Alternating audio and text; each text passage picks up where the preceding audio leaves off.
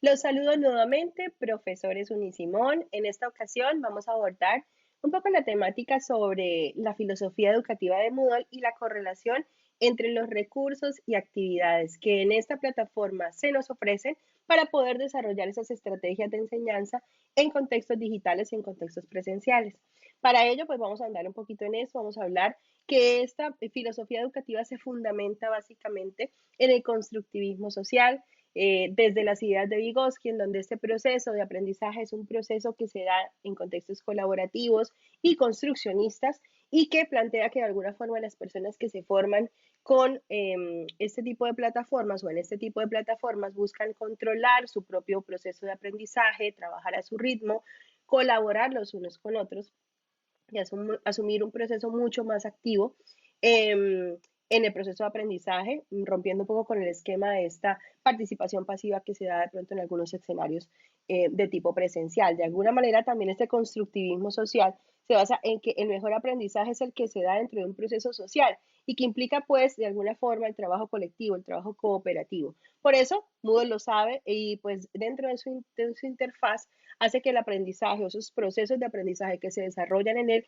pues sean el punto de partida, el núcleo principal de lo que es el proceso de enseñanza que se gesta en esta plataforma. Esto se entiende como un proceso que es dinámico, en constante cambio y transformaciones, transformaciones que nosotros como universidad queremos compartir con nuestros profesores y queremos motivar a que nuestros profesores den ese salto y que comiencen ese tipo de transformaciones. Para ello debemos conocer unas dimensiones específicas que tienen precisamente desde el componente pedagógico, las aulas de tipo digital, las aulas de tipo virtual y de hecho también las aulas que se dan digamos, en contextos en línea o en nuestro caso, que lo utilizamos de manera conjunta con nuestras clases presenciales.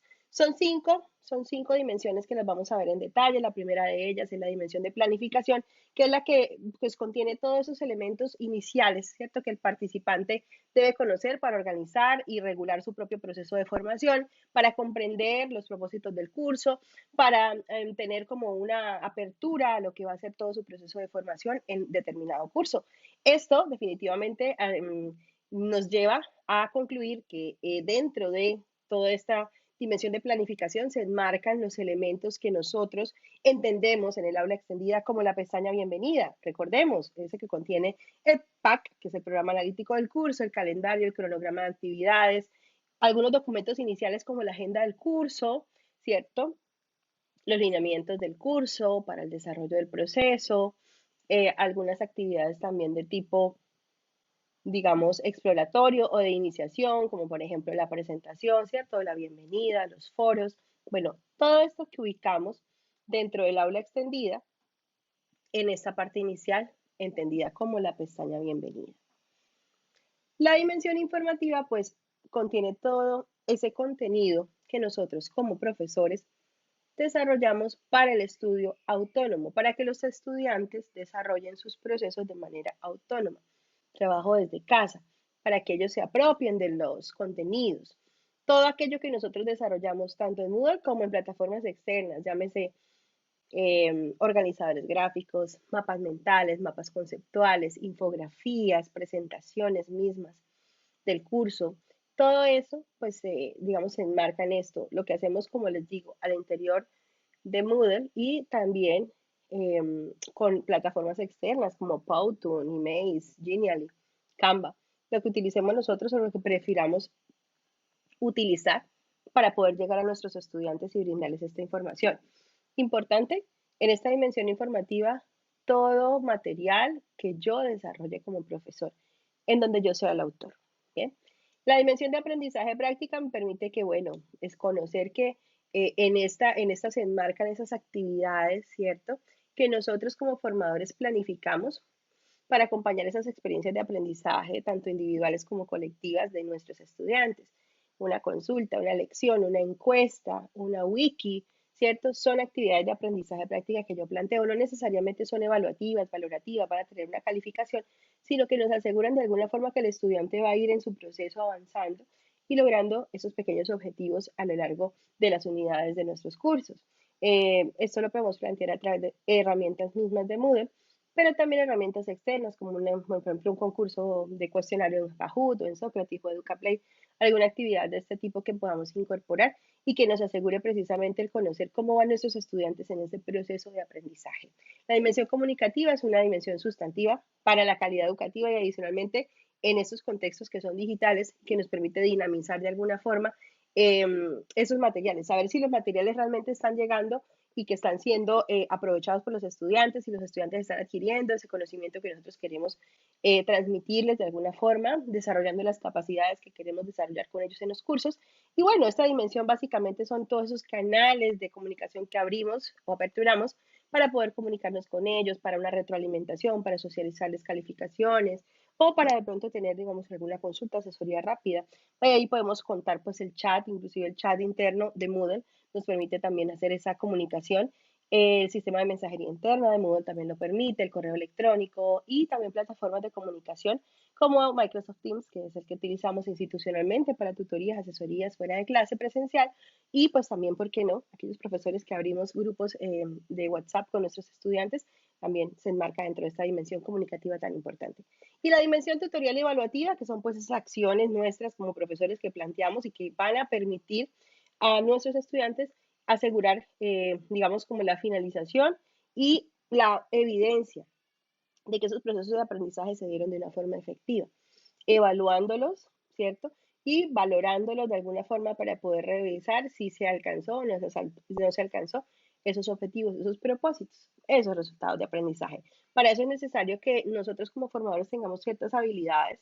El primero y muy importante y que voy a enfatizar en unos minutos es el uso pedagógico de herramientas, es decir, el uso didáctico adecuado. Cuando yo planteo una actividad en Moodle, por ejemplo, una wiki, yo debo entender la dinámica, la metodología de wiki y para qué funciona el wiki.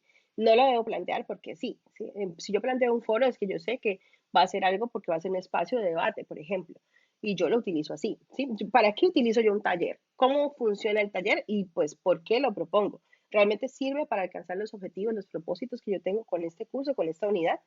Eso es importante ese análisis y lo vamos a revisar ahorita en un material bien interesante que traemos a ustedes en la bibliografía Unisimón y que lo vamos a revisar un poquito para que ustedes después se adentren en él. De igual forma, también la organización y dinamización de actividades en grupo es importante porque no solamente cuando realizamos actividades en plataforma las vamos a limitar a que sean actividades individuales, no, se debe aperturar, como lo decía al principio, con fundamento en la filosofía educativa de Moodle, que es una pedagogía constructivista que busca también el trabajo colectivo, pues dinamizar un poco también esos trabajos en grupo que se puede realizar, que se pueden hacer con una correcta configuración de las actividades. Bien, y también actividades de organización, refuerzo y orientación del aprendizaje, como ejercicios de gamificación que también se pueden incorporar.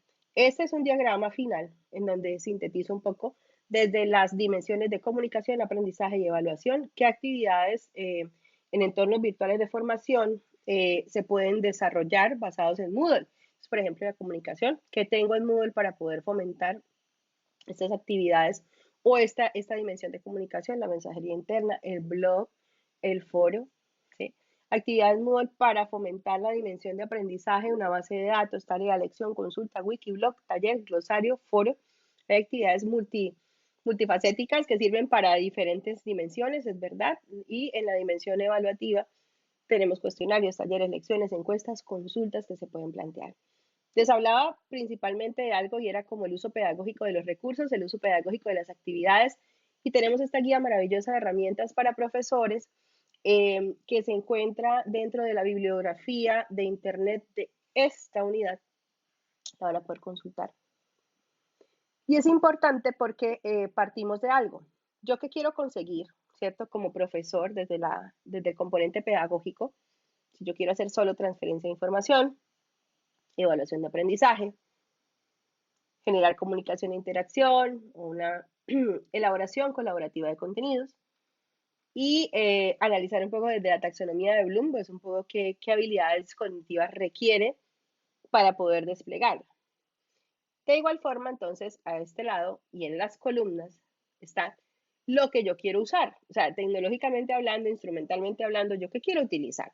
Entonces hay diferentes elementos. Entonces cuando yo añado un archivo, básicamente subo un archivo en Moodle o en el aula extendida, ¿qué facilidad de uso tiene? Es fácil, es como adjuntar un documento, es verdad.